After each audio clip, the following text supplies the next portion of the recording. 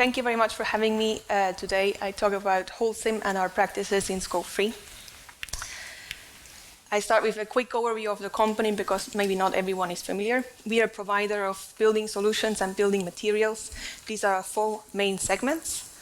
And what is very important are probably these KPIs for you to get an idea of our company. We have sustainability at the core of our strategy. We are a company with very clear net zero targets that are validated by the Science Based Target Initiative, but we also stand for innovation. We have R&D hubs around the world. We are supported by startups and also with more than 40 academic institutes where we work on sustainable products. This gives you an overview of what means emissions for us.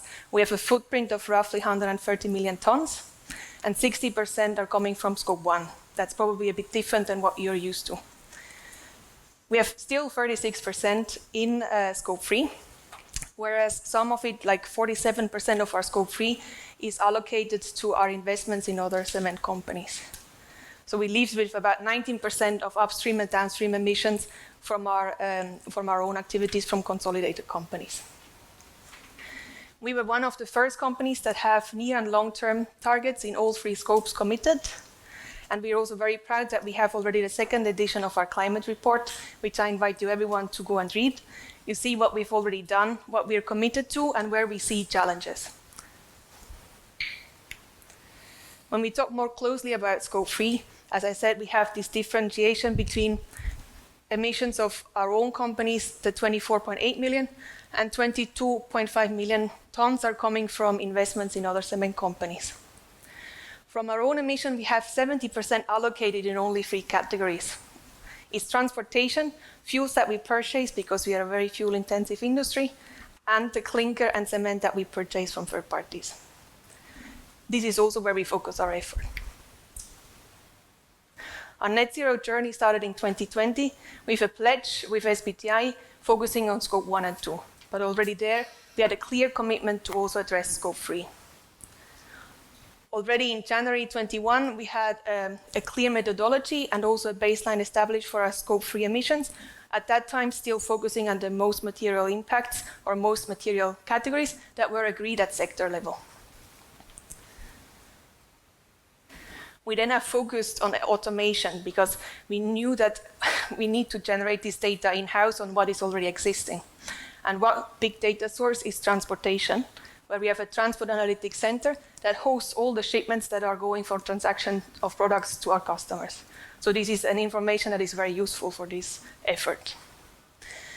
Based on a model that we build on and the data that we already have available, we had roadmaps established where we asked the country experts where they see the reduction levels and also the potential that they can estimate for the 2030 vision.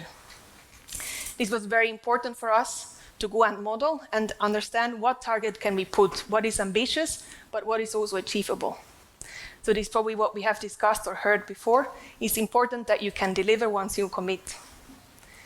With this backup, we have submitted our targets and they were validated by SBTi already in October 21. 1 year later, we have upgraded our targets to the 1.5 scenarios, which is a framework that is for our sector in cement. At that time, it was also the first time that we have put the inventory of all 15 categories in Scope 3. So today we know our total emission of Scope 3 and not only on focus categories. This was also the starting point of our reporting automation journey, where we had established a data lake where all the data sources are coming together. And in this platform is also where we calculate. So we don't have the work effort at every country level and the procurement teams that need to report to us every quarter the numbers. We take it directly from the source, we calculate and we disclose. This is where we are at today. Of course, we still have data accuracy challenges and we need to improve, but the basis is there. We are working on the execution of our roadmaps, and we're also starting having the discussion at sector level to align or to agree on a framework on how we disclose Scope 3 emissions, always in line with the Greenhouse Gas Protocol. Now, what are the challenges that we faced on the way? One challenge was balancing the effort and the impact. We heard this already now many times. We need to understand where we have really a lever to improve and where can we contribute. And based on this, a materiality assessment and data availability actually helped us to define which methodology we can apply. We follow here the four options from the Greenhouse Gas Protocol and decided where it makes sense to really assess and have a science-based emission factor, and where we can use a spend-based method as well, especially for low-impact categories. Based on the experience that we gained already on focusing on the main categories, we now could leverage and put the inventory together for 15 categories. Challenge number 2 was to find what data do we have, how can we put it in place that it works for us. We have not one ERP, but we have an ERP in every site globally. Our procurement data or spend data is managed with a standard product classification system all across the company. So we know in which category we spend money. And as mentioned before, a very powerful data source is our Transport Analytics Center, where we have at shipment level the information of volumes, we have distance, we know where we deliver in which country. Then seaborne transportation, we have a company managing this, is Holcim Trading, so they have the overview of everything that is on seaborne. For spend-based categories or for low-impact categories, we use a macroeconomic database to translate spend into emissions, which is very helpful and also helps us to accelerate the effort. Now, in categories where we have a higher impact, we got the support from our LCA scientists. So this is coming back to the innovation centers. We have LCA scientists in-house that could help us to assess and also put together a science-based approach for our emission factors. All these data sources, as I mentioned before, are now connected to our data lake, and the calculation is happening in the same platform. And actually now we're working on a quarterly update of this data, so that we're not only having once a year refresher, but also during the year that we understand where we're at, are we going in the right direction, and are we on track?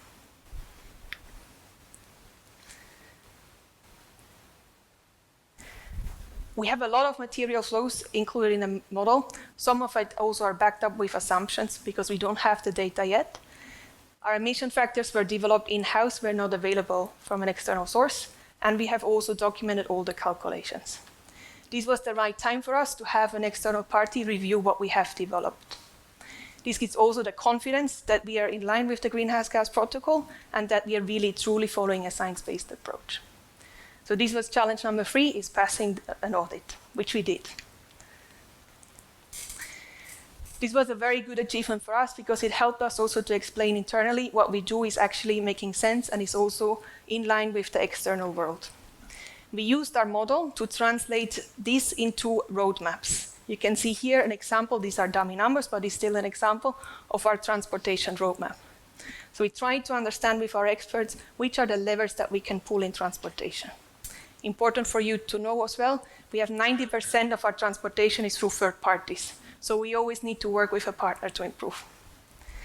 But these are operational KPIs that with the help of our model, we are able to translate into CO2. With the numbers that we projected in our roadmaps, we are able now also to enhance our dashboards to show always, this is what you plan to be, this is where you are, and that's where you want to go.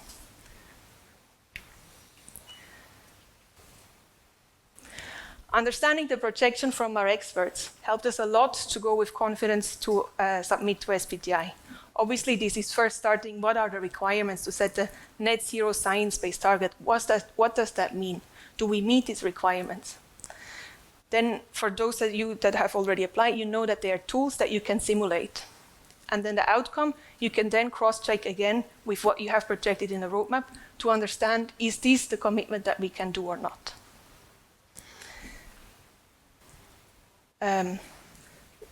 Also here, we have long-term and near-term targets that we have validated with SBTi and that we are following up now. Challenge number 6 is probably the most important one. Scope 3 is not only a lot of data, it's also a lot of people that contribute, because you need to this is not an effort that sustainability is driving alone. You need the commitment of procurement, you need logistics, you need marketing, you need everyone involved to really improve what you're doing. Together with procurement, and I think we heard similar solution already this morning, we created a sourcing framework which is called sustainable competitiveness, which puts sustainability always in the thinking process in every sourcing decision. But it's not only about sustainability, it's also being competitive. And that was also very important, and maybe I need to retrieve back. In the roadmap, we also ask to back up all the potential with a plan for OPEX and CAPEX, because you cannot just live the green dream when you cannot finance it. So you need to have an understanding what it's going to cost you. And that's very important also in the procurement process. So you need to make sure that it's still competitive for the company. We have decarbonization teams at every level, global, regional, and country. These are champions that know the technology, they know the solutions that are on the market, and which levers to pull. These people are also helping us to coordinate and execute the projects in the countries. And very important here is that you have a community at every level, so you can also collaborate and you learn from others, how are they doing. So it's not only about competition, it's a lot about collaboration and replication. Now, with the tools and the dashboards that we built, we can also support the sourcing decisions. Similar to the roadmap, we build a tool, which is still Excel-based, but it's a tool where the sourcing manager can enter the parameters of his decision and see how does that play with the emissions. How much is the impact? How do I really reduce? Is it a good idea? Is it the right idea? This is very powerful also for project prioritization, so that you always understand this is how much it's going to cost me, and that is my impact. How does that compare to other projects? Should I allocate my resources here or in other projects?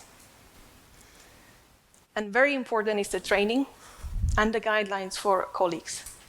So we have a model which is not simple, it's complex, but you need to be able to apply it in the daily decision taking. So you need to learn what does it mean for me? What does it mean for my business case? And how can I contribute? This helps a lot with the engagement, internally, but also with the supplier. If I can tell the story to the supplier why he should invest in a new fleet, or why it matters whether the truck is full or not, you need to have facts and also the story to tell.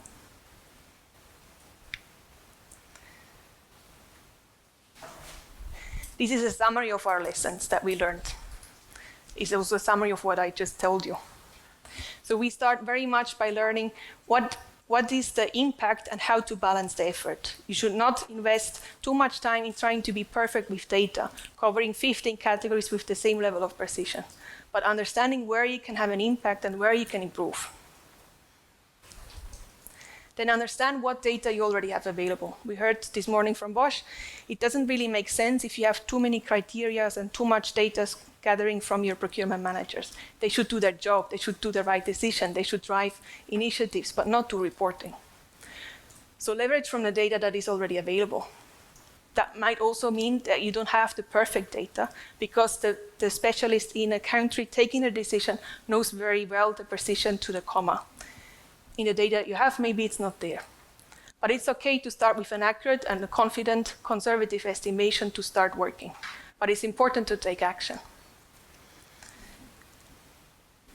An external audit helps you to give confidence in your model and that the assumptions that you've taken are okay and also in line with the greenhouse gas protocol.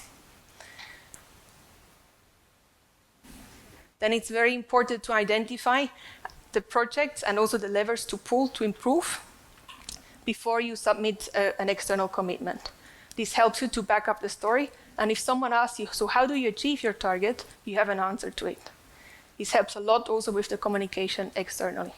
But it also gives credibility internally, because everyone knows this is a journey where we're on together, and we know how we get there. So I know what I do that the company is progressing. And never underestimate the quantity of data. So we learned very quickly that we need to work with our IT team and to leverage from a data lake that we have automation in this process. We also started with Excel, a lot of Excels. But the confidence of having this automated with a logic that is in a document. We clearly know how it is calculated. There are no manual data mistakes. Gives, again, confidence in what you're doing is right.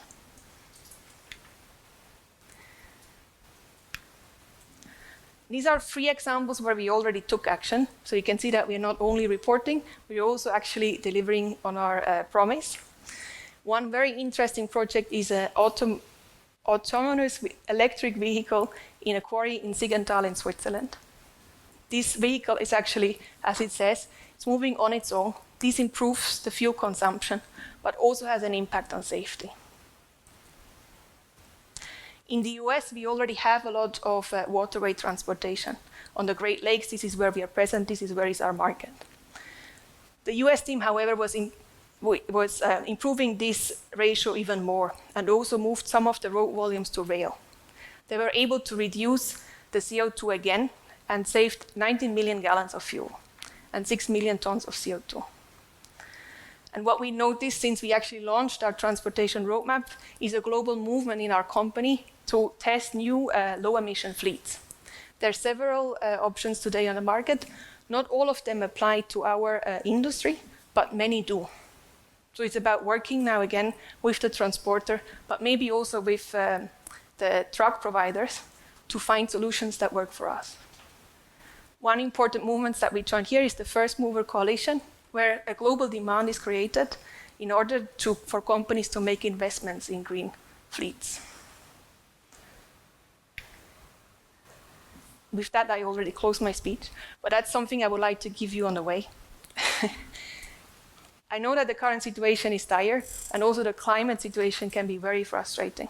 But I think what is great is that we can make an improvement, and supply chains are always a great way to scale up positive impacts for people and the planet. So it's a big responsibility, but it's also a great opportunity. Thank you.